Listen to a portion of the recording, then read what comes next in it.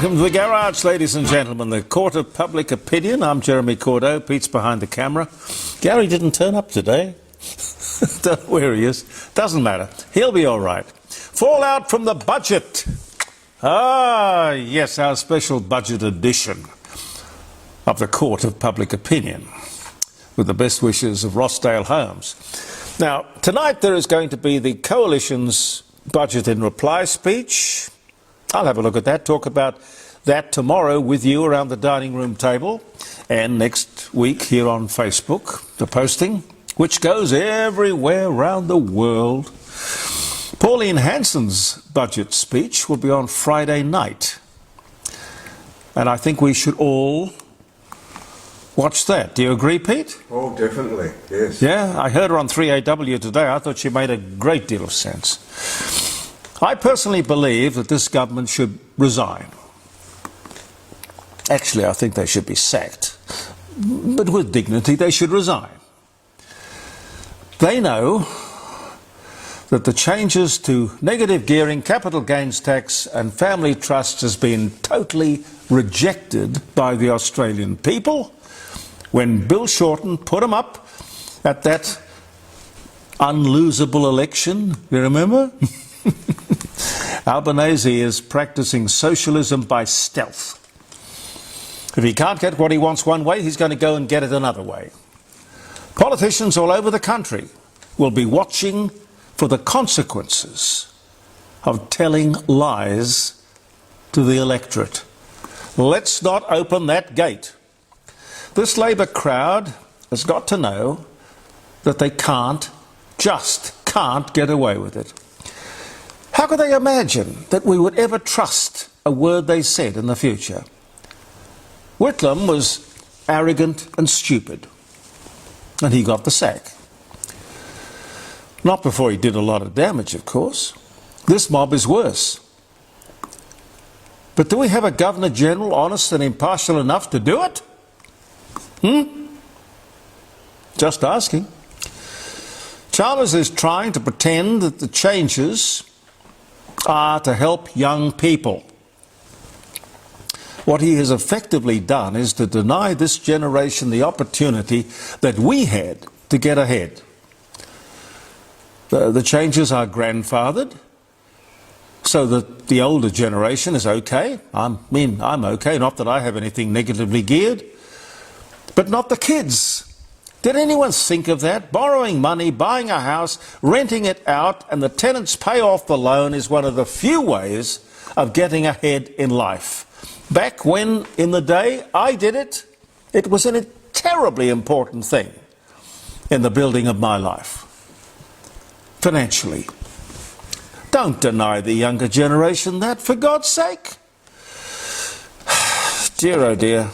Speaking about houses, Rossdale Homes, I mentioned our sponsors, South Australia's family-owned company, famous for their absolute fixed price guarantee.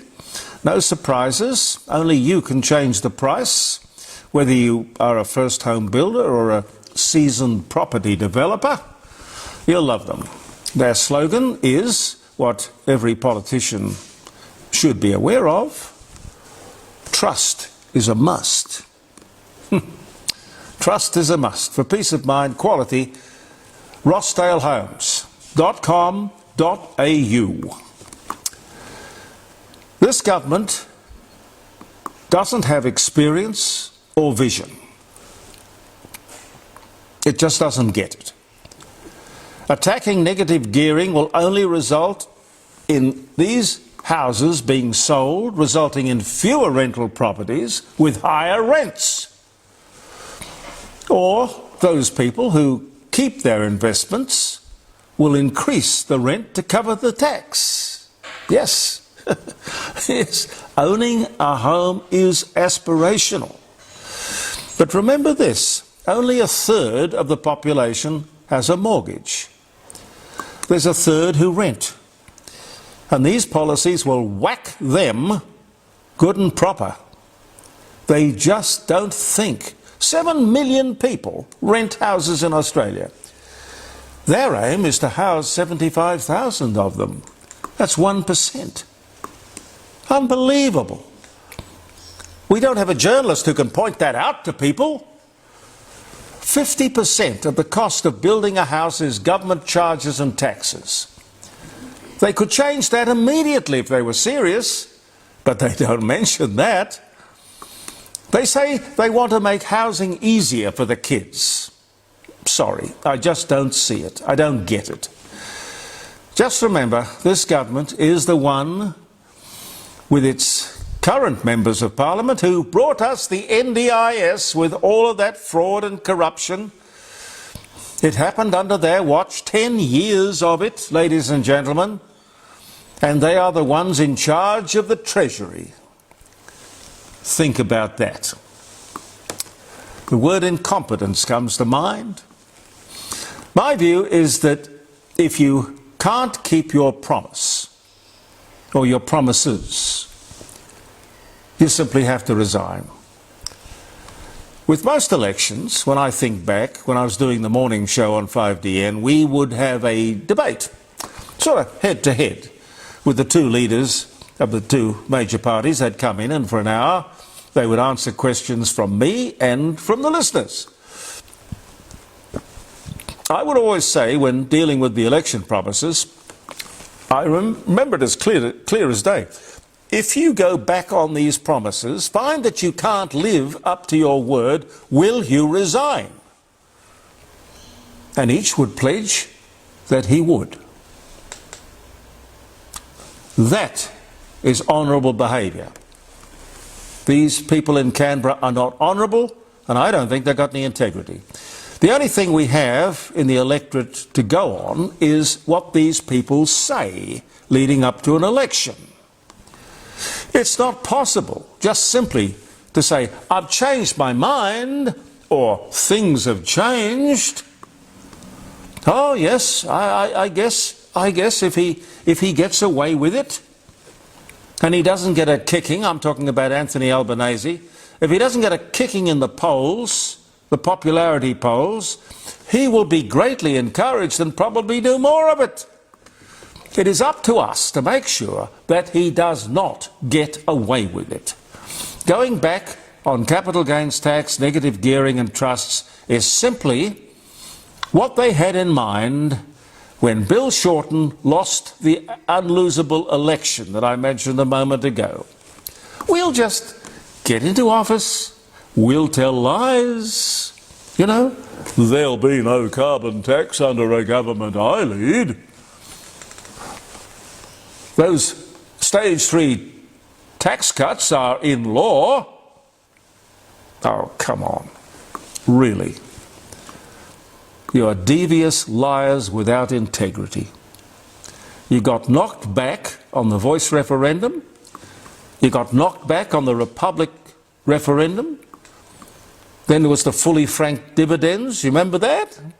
And oh yes, there was one that popped up. Oh God, I remember this one.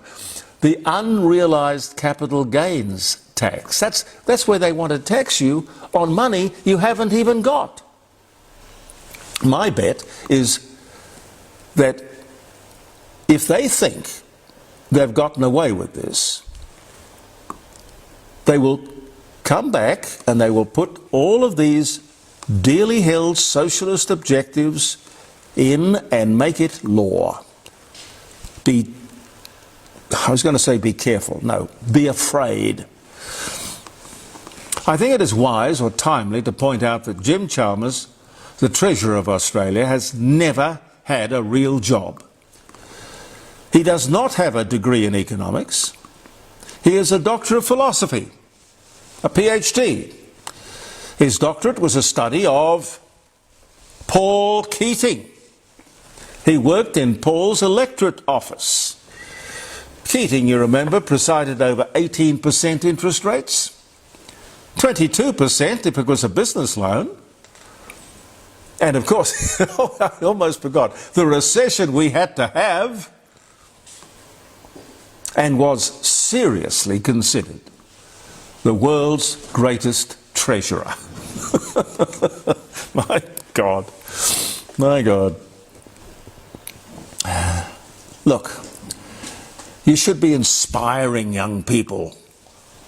not putting financial landmines in their path. Government's job is to inspire people. Look at Singapore, for God's sake. They have nothing. Most of it is built on reclaimed land.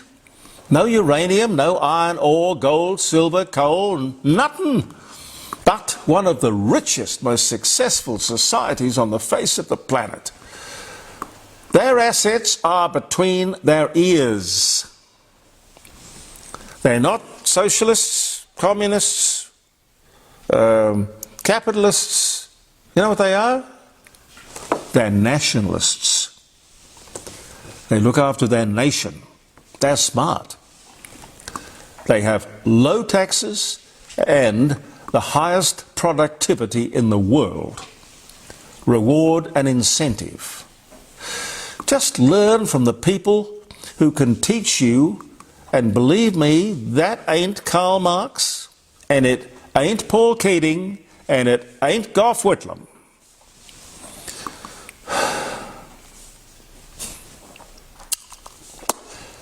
And what are they going to do about bracket creep? Not a word about bracket creep.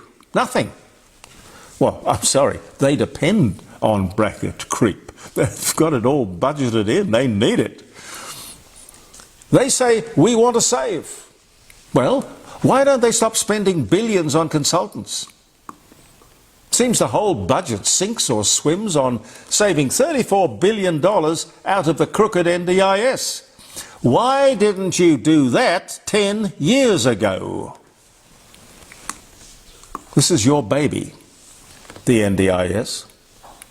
I personally do not believe that you will save that money. That's $34 billion. So where does that leave you and your budget, except to come back at us? Where these guys get it wrong is, I think, they figure they're elected to change things. No. You have been elected to fix things. They have solutions looking for problems. They say this budget is framed to improve the housing situation and the cost of living. Okay, let's look at that. 50%, as I said, 50% of the cost of building a house is government charges and tax. 50%. If the government was serious about fixing the housing shortage, it would cut those taxes, and it would also drastically reduce the number of immigrants. They have done neither. In fact, buried in the budget, they project immigration will increase by 1 million between now and 2030. We are supposed to have a population of 26 million by 2050. Okay? We have a population now of 28 million, and it's 2026. Now, if the immigration continues, it will be 29.7 million by 2030. Too much. Far, far too much. Take the cost of living. The biggest cause of this is Labour's green energy policy. Renewables have drastically increased the cost of electricity, incalculably, which has in turn lifted the cost of everything, the cost of everything we buy, everything we do, everywhere we go. So instead of admitting that these policies have failed, they have decided on a different tack. Spin doctors, of course. They've got so many. I must look that up, just see how many spin doctors they have in the Labour Party. What they say is, we'll just hit the taxpayer. Why not? None of this stuff's going to work, so we'll just hit the taxpayer. They're so punch-drunk, they will never notice. It's so sad, because I think that's right. I even heard journalists today talking on commercial radio, not on the ABC, of course, because they're the cheer squad for the Labour Party, but they were just resigned to it. Like there was nothing that could be done about this budget. There's plenty that can be done. Now, I reported to you on Tuesday that the giant CBS Radio Network was shutting down. in America, ending nearly 100 years of operation. The announcement was made by CBS on the 20th of March. They said that they would close the radio division which produces news for around 700 affiliated stations across the United States. 700. The final date would be May the 22nd. They say the reason for closing down one of the oldest radio networks in the world, the reasons are challenging economic times and a shift in radio programming strategies, where consumers are tuning more to digital sources, like our program Around the Dining Room Table, and podcasts, such as the one you're watching right now. That, ladies and gentlemen, is the end of an era, and it doesn't please me, and it does not portend well for terrestrial or conventional AM and FM radio stations. I'm sentimental about them, but I'm realistic as well. What is going on in America will, of course, go on right here in Australia. You keep in mind that some of these people paid hundreds of millions of dollars for their licenses, and now they find that technology and fashion has overtaken their ambition, and their assets are basically worth nothing. This is pretty sad. We've got to go. Ladies and gentlemen, happy birthday. Happy wedding anniversary. I hope if it's a special day for you, it's an especially nice day. May the 14th. Oh, golly, the first passenger flight in an aeroplane. 1908. Pete? The first time a passenger was in an aeroplane. That's really, not so long ago. 1908.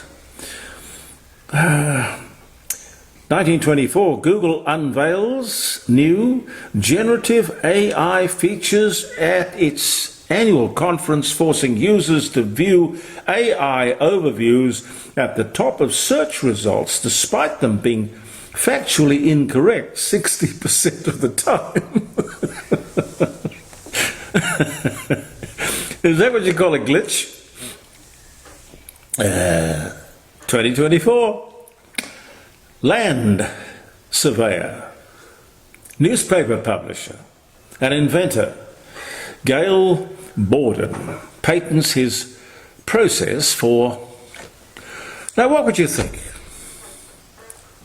What? Condensed milk. Oh, really? Yes. I love condensed milk. Condensed milk. Yeah. Good fun. I love condensed. When I was a kid, I used to punch 2 holes in the top of the tin and suck it out. we always got a tube for Christmas. Yeah. Tube to ourselves. That's wonderful. And we're alive, aren't we? I mean, God, you'd be condemned as a parent for giving your kids condensed milk these days.